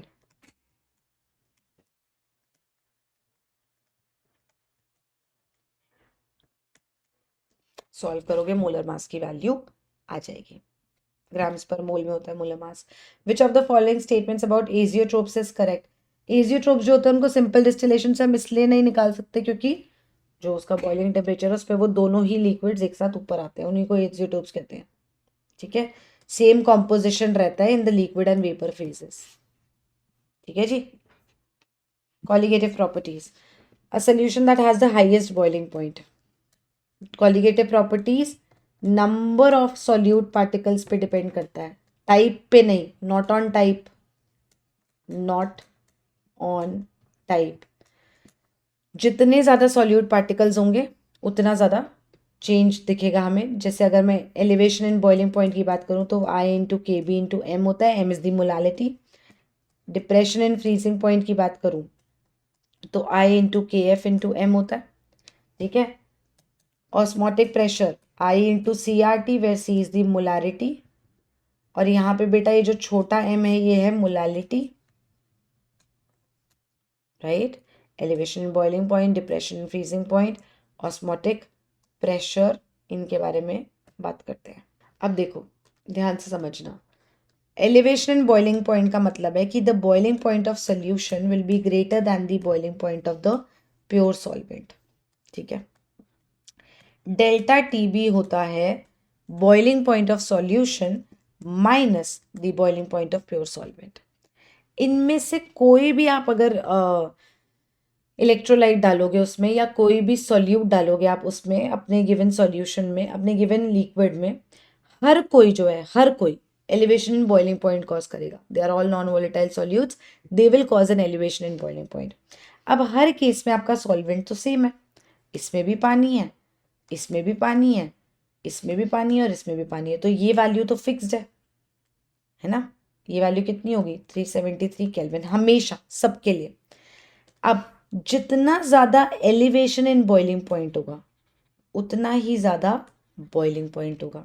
समझो, अगर मेरा एक वैल्यू फिक्स है 2 और यहाँ पे मैं बोल रही हूँ कि ये x माइनस 2 जो है ये 3 के इक्वल है और 5 इक्वल्स y माइनस 2, टीबी की वैल्यू कांस्टेंट है। जहाँ पे ये डिफरेंस 3 था, ये x माइनस 2, वहाँ पे x की वैल्यू कितनी है 5, और जहाँ पे ये वैल्यू 5 है वहाँ पे इसकी वैल्यू भी बड़ी है। तो जहाँ डेल्टा टी बढ़ता है वहाँ टीबी जो है वो भी बढ़ेगा। तो जहाँ पे एलिवेशन इन बॉइलिंग पॉइंट ज़्यादा है बेटा, जहाँ पे एलिवेशन इन बॉइलिंग पॉइंट ज़्यादा है वहाँ बच्चा बॉइलिंग पॉइंट भी ज़्यादा है। जहाँ एलिवेशन इन बॉइलिंग पॉइंट ज़्यादा वहाँ बॉइलिंग पॉइंट भी ज़्यादा। तो दो तरह के क्वेश्चंस बनते हैं बच्चे, या तो आपसे पूछेंगे which of the following have the highest elevation in boiling point and which of the following will have the highest boiling point. दोनों ही केसेस में जिसमें maximum number of solute particles होंगे वो हमारा आंसर होगा। नाउ जब आप मैक्सिमम पार्टिकल्स देखते हो तो आप सिर्फ आई फैक्टर नहीं देखोगे, आप ये दोनों का फैक्टर देखोगे। इस क्वेश्चन में मैंने आपको कॉन्सेंट्रेशन सेम दिए हैं, पर हो सकता है बच्चे आपको पेपर में वो कॉन्सेंट्रेशन सेम ना दे, आपको वो बोले 0.1 मोलर NaCl को कंपेयर कर 0.3 मोलर मैग्नीशियम क्लोराइड से, या इसको 0.6 मोलर कर देते हैं। तो इस केस में अगर आप बेटा सिर्फ आई देखोगे तो ये 2 ये 3, आपको लगेगा ये जीत रहा है, आपको लगेगा ये जीत रहा है क्योंकि इसमें ज़्यादा नंबर ऑफ सॉल्यूट पार्टिकल्स हैं, इसलिए इसमें ज़्यादा एलिवेशन एंड बॉइलिंग पॉइंट होगा। हाउएवर इस क्वेश्चन में मैं अगर दोनों का फैक्टर देखूं तो ये हो जाएगा 2 टाइम्स 0.6 1.2, ये हो जाएगा 3 टाइम्स 0.3 0.9। ज़्यादा वैल्यू यहाँ है तो यहाँ एलिवेशन ज़्यादा होगा। तो आप दोनों ही चीज़ें देखना, मैं दोबारा बता रही हूँ, दो तरह के क्वेश्चंस आते हैं, elevation in boiling point, highest elevation in boiling point, या फिर हाईएस्ट बॉइलिंग पॉइंट। लिख लो ये चीज़, दोनों में ही सेम चीज़ देखनी है। जहाँ नंबर ऑफ सॉल्यूट पार्टिकल ज़्यादा, जहाँ सॉल्यूट पार्टिकल्स की कॉन्सेंट्रेशन ज़्यादा, वहाँ पे ज़्यादा एलिवेशन इन बॉइलिंग पॉइंट होगा, मतलब वहाँ पे हायर बॉइलिंग पॉइंट होगा, ठीक है। अब वो फैक्टर देखने के लिए आपको आई इंटू एम पूरा देखना होता है as a combined thing, the product of it you have to see. अगर आपको उसने कॉन्सेंट्रेशन सेम दे दी बच्चे तो आप सिर्फ आई देख के काम चला लोगे। अगर उसने आपको कॉन्सेंट्रेशन नहीं दिए हैं तो आप प्लीज़ पूरी चीज़ देखोगे, वरना ये जो गलती मैंने यहाँ करके दिखाई है ये होगी। आप इसके अकॉर्डिंग ये आंसर मार्क कराओगे, पर आंसर ये था, ठीक है। अच्छा, अगर वो आपको बोले lowest elevation in boiling point और दी लोएस्ट बॉइलिंग पॉइंट, तो आप वो वाले केस में जाओगे जहां सबसे कम सॉल्यूट पार्टिकल्स बन रहे हैं, ठीक है, जहां आई टाइम्स एम जो है उसकी वैल्यू सबसे कम है। लिख ली ये चीजें। अब यहाँ पे देखो, इसको तोड़ूंगी तो Na plus and OH minus 2 ions मिलेंगे, इसको तोड़ूंगी तो 2Na plus plus SO4 2 minus 3 ions मिलेंगे, इसको तोड़ूंगी तो ammonium ions and nitrate ions, तो मेरे को 2 आयन्स मिलेंगे, इसको तोड़ूंगी तो K plus and NO3 minus 2 ions मिलेंगे, ठीक है। तो इसका आंसर क्या हो गया, ठीक है। The unit of ebullioscopic constant भी पूछ सकते हैं। Delta T B equals I into K B into M होता है ना, तो के बी क्या हो जाएगा, delta T B over I into M. Temperature हो, टेम्परेचर चेंज हो, यूनिट हमेशा केल्विन, ठीक है। आई का कोई यूनिट नहीं होता। मोलालिटी क्या होता है, number of moles of solute upon mass of solvent in KG. तो ये आ जाएगा डिनोमिनेटर का डिनोमिनेटर, न्यूमरेटर रेसिप्रोकेट करते हैं आप, तो यह आ जाएगा केल्विन केजी पर मोल्स, ठीक है जी ना। In comparison to 0.01 molar solution of glucose, the depression and freezing point, अब मैं वापस से जो चीज बोल रही हूँ वो ध्यान से सुनना। मैं इसको ऐसे लिखती हूँ, minus delta T F equals I into K F into M, जिसमें जिसमें मैं ये बताना चाहती हूँ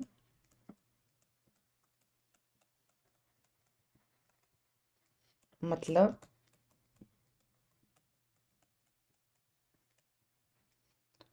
ये होता है क्रायोस्कोपिक कांस्टेंट, ये होता है मोलालिटी, ये होता है फ्रीजिंग पॉइंट ऑफ सॉल्यूशन, और ये है freezing point of pure solvent. अब मेरी बात ध्यान से सुनना, मेरे पास डिफरेंट सोल्यूशंस है और हर सोल्यूशन में मेरे पास जो सॉल्वेंट है वो पानी है, तो हर केस में ये हो जाएगा 273 माइनस समथिंग इक्वल्स जो भी डिप्रेशन इन फ्रीजिंग पॉइंट है। अब बचा ये वैल्यू, मान लो एक जगह 270 है और एक जगह ये वैल्यू 150 है, कहाँ ज्यादा डिप्रेशन हुआ, यहाँ पे 273 माइनस ये वाली वैल्यू छोटी है ना, तो higher depression in freezing point is equal to lower value of freezing point. सही बोल रही हूँ मैं, higher depression in freezing point is equal to the lower value of freezing point of the solution. एक सेकेंड, थोड़ा recap. Higher value of boiling point was the same as higher elevation in boiling point। जिसका highest elevation in boiling point होगा उसके solution का highest boiling point होगा। इस तरह के क्वेश्चंस पूछे जाते हैं। लेकिन अगर मैं डिप्रेशन इन फ्रीजिंग पॉइंट की बात करूं तो जितना ज़्यादा डिप्रेशन इन फ्रीजिंग पॉइंट होगा उतना lower freezing point of the solution होगा। जितने ज़्यादा सल्यूट पार्टिकल्स, देखो जितने ज़्यादा सल्यूट पार्टिकल्स या जितनी ज़्यादा सॉल्यूट पार्टिकल्स की कॉन्सेंट्रेशन उतना high depression and freezing point होगा। इसका मतलब वो वाले सोल्यूशन का फ्रीजिंग पॉइंट सबसे कम होगा, lowest value of freezing point, highest dip और डिप्रेशन, लोएस्ट वैल्यू, ठीक है। तो ये बात याद रखना। अगर कोई आपसे पूछे कि हाईएस्ट फ्रीजिंग पॉइंट इनमें से किसका होगा, ध्यान से सुनना, बहुत इंपॉर्टेंट क्वेश्चन है। हाईएस्ट फ्रीजिंग पॉइंट उसका होगा बेटा जिसमें सबसे कम पार्टिकल्स होंगे, क्योंकि उसमें lowest dip in freezing point है। हायर फ्रीजिंग पॉइंट उसका होगा जिसमें कम नंबर ऑफ पार्टिकल्स निकले हैं, तो इस वजह से डिप्रेशन इन फ्रीजिंग पॉइंट कम है, ठीक है। आई होप ये बात लिखी है आपने। ग्लूकोज के लिए आई की वैल्यू 1 होती है, MgCl2 के लिए आई की वैल्यू 3 होती है, ये Mg2 plus plus 2Cl minus में टूटता है, कॉन्सेंट्रेशन सेम है, ज़्यादा नंबर ऑफ आयंस प्रोड्यूस कर रहा है, ज़्यादा डिप्रेशन होगा, मतलब the solution of magnesium chloride will have lower freezing point than solution of glucose in water। दोनों की बात वाटर में हो रही है, ठीक है जी। So this will have a higher value of freezing point, ठीक है, ठीक है। दूसरी चीज लिखने का तरीका, solution of MgCl2 will have a higher depression in freezing point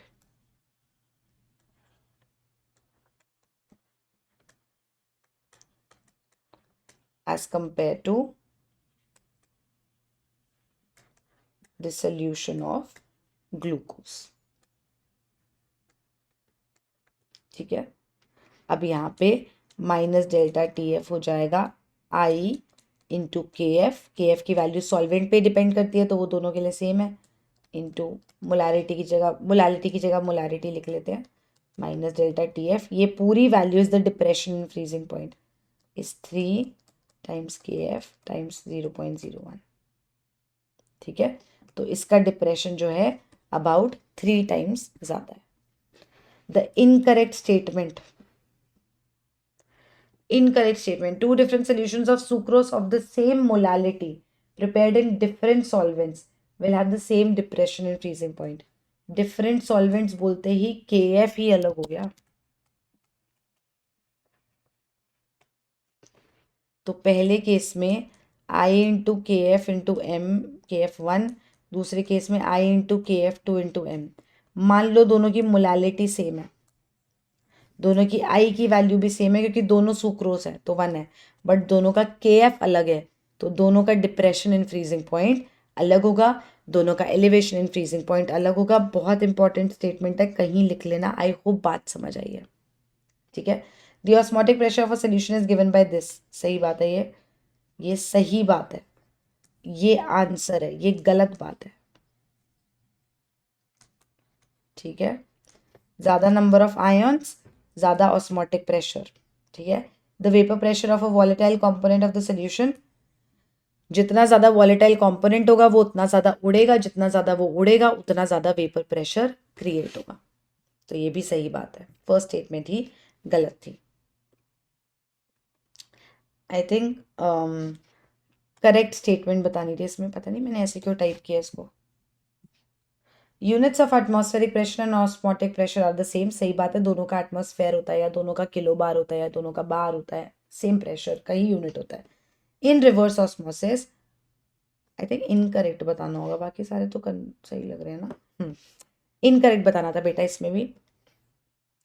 in reverse osmosis solvent molecules move through the semi-permeable membrane from a region of lower concentration of solute. नहीं, higher से lower जाता है, higher concentration of solute to lower concentration of solute. तभी तो उसको reverse osmosis कहते हैं. Normal osmosis में ही होता है, रिवर्स में तो ये नहीं होता है. तो यही मेरा आंसर है. KF और KB की वैल्यू जो है वो सॉल्वेंट पे डिपेंड करती है. सही बात है. Relative lowering in vapour pressure is a dimensionless quantity. बिल्कुल सही बात है. ऊपर भी प्रेशर का यूनिट, नीचे भी प्रेशर का यूनिट, ऊपर भी प्रेशर का यूनिट, नीचे भी प्रेशर का यूनिट. नेक्स्ट, सैचुरेटेड सोल्यूशन कैसा होता है? A solution that holds the maximum amount of solute. Answer आ चुका है लेकिन फिर भी देखेंगे. हाइपरटोनिक सोल्यूशन क्या होता है? A solution that has osmotic pressure less या more than the other one. Isotonic, a solution having the same osmotic pressure. Hypotonic, a solution whose osmotic pressure is less than that of another. That is the hypotonic solution. Recall कराना था मैंने definitions, इसलिए match the following डाल दिया. An unripe mango placed in a concentrated salt solution, high concentration region, shrivels while making pickle. क्यों? Mango है मेरे पास, उसके आसपास जो है कॉन्सेंट्रेशन ज़्यादा बढ़ा दी मैंने, तो पानी की टेंडेंसी है कि जहाँ पानी ज़्यादा है वहाँ से वो वहाँ जाएगा जहाँ पानी कम है. तो इसमें से सॉल्वेंट निकल के बाहर आएगा, क्योंकि सॉल्वेंट निकलेगा तो वो श्रिंक हो जाएगा. तो it loses water due to osmosis. Next question.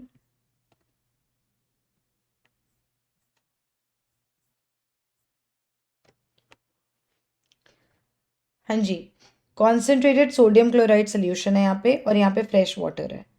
Mark the correct option. Water कहाँ से कहाँ जाएगा? अगर मैंने बाहर का प्रेशर जो है वो lower than the osmotic pressure है, सुनो सुनो, water will move from side B to A, ये कह रहा है if the pressure is lower than the osmotic pressure. अगर यहाँ पे जो मैंने प्रेशर अप्लाई करा है वो लोअर देन ऑस्मोटिक प्रेशर है, नहीं, water high concentration of solute से लो में सिर्फ तब जाएगा जब मैं बाहर से प्रेशर ज्यादा बढ़ाऊंगी। Water will move from side B to A if the pressure greater than osmotic pressure is applied on that side. ठीक है, next, when a solution is separated from the pure solvent by a semi permeable membrane, the solvent molecules pass through its pure solvent side to the solution side। बिल्कुल सही बात है, इसी को osmosis कहते हैं, through the semi permeable membrane। diffusion of solvent occurs from a region of high concentration of solution, नहीं नहीं नहीं नहीं, low concentration, or maybe we can say high concentration of solvent। तो रीजन गलत है, असर्शन ट्रू है, answer है 3। A solution is prepared by dissolving इतने grams of glucose in इतने grams of water। number of moles of glucose मैं निकाल सकती हूँ, given mass over a molar mass।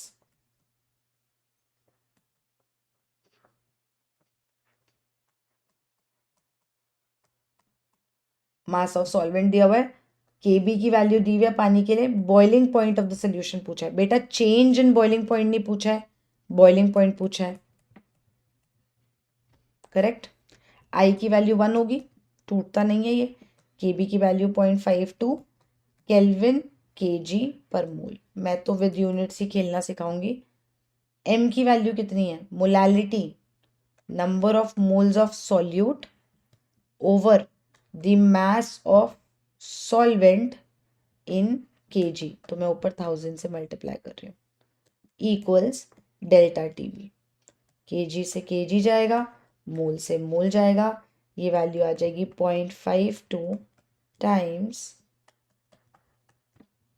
0.1, तो मतलब ये आ जाएगा 0.052 केल्विन। ये चेंज इन टेम्परेचर है बच्चे, देखो डिग्री सेल्सियस में खेल रहा है तो डिग्री सेल्सियस में ही खेल लेना, ठीक है।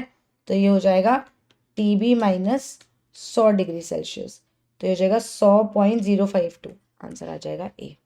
Next question, calculate the osmotic pressure of 0.1 molar solution of calcium chloride.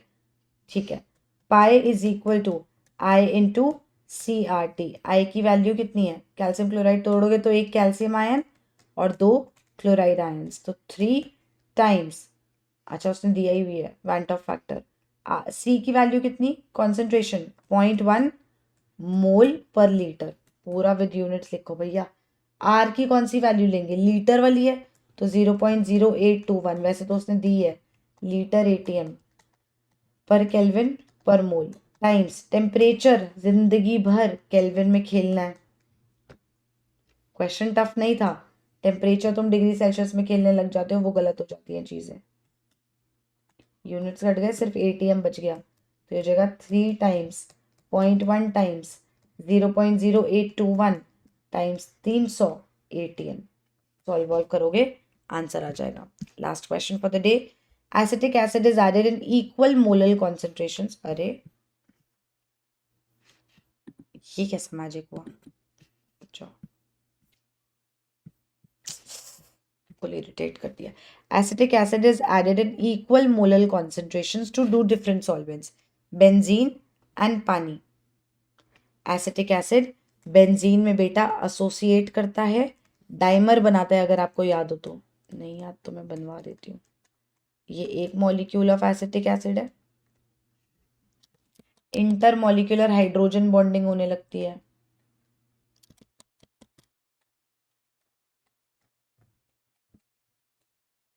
ये दूसरा मॉलिक्यूल ऑफ एसिटिक एसिड है, और इसके बीच में ये हाइड्रोजन बॉन्डिंग होने की वजह से 2 एसिटिक एसिड मिलके फिर एक देते हैं, एसोसिएट करने लगते हैं। और पानी में तो एसिटिक एसिड टूटता है, पार्शली टूटे पर टूटेगा, ठीक है। करेक्ट क्या है, तो इसमें जहां ज्यादा नंबर ऑफ स्पीशीज प्रोड्यूस कर रहा है वहां एलिवेशन एंड बॉइलिंग पॉइंट ज्यादा होगा, तो because acetic acid dissociates in water, तो वहाँ पे एलिवेशन एंड बॉइलिंग पॉइंट ज़्यादा होगा। ये चीज़ रिकॉल कराने के लिए थी, एसोसिएशन डिसोसिएशन का डिफरेंस और उससे एलिवेशन एंड बॉइलिंग पॉइंट पे क्या फ़र्क पड़ता है। नाउ आई होप कि दिस प्लस वो जो लिक्विड सोल्यूशंस का वांट टू रिकॉल वाली वीडियो है 34 मिनट्स की है गाइस, जो प्रीवियस ईयर क्वेश्चंस है नीट के, वो प्लस ये आई थिंक सफिशिएंट है। I have tried covering everything. मेरा पर्पस ये नहीं था कि भैया तेरे को तो मैं 200 क्वेश्चन करा दूंगी, मेरा पर्पस ये था कि अगर हमने 65 क्वेश्चंस करे हैं तो मैंने पूरा चैप्टर कवर कर लिया है कि अब तेरे को इसमें से कुछ भी पूछ ले, तुझे तरीका आता है, तुझे बात समझ आती है, तो प्लीज़ अटेम्प्ट कर लियो। और 65 क्या 70 के आसपास क्वेश्चंस कर लिए, इतनी तो बातें भी करी हमने। ठीक है, now I am to tired, अब मैं इसको एडिट करूँगी, फिर मैं इसको अपलोड करूँगी। ठीक है, फिर मैं कुछ नहीं करूँगी। तो चलो, थैंक यू बोल देना कमेंट सेक्शन में, क्योंकि मेहनत लगती है। और बाकी लाइक कर देना वीडियो को and subscribe to the channel if you haven't already, और कर दिया तो औरों से करा दो प्लीज़ प्लीज़। ठीक है, I will see you in the next video, bye.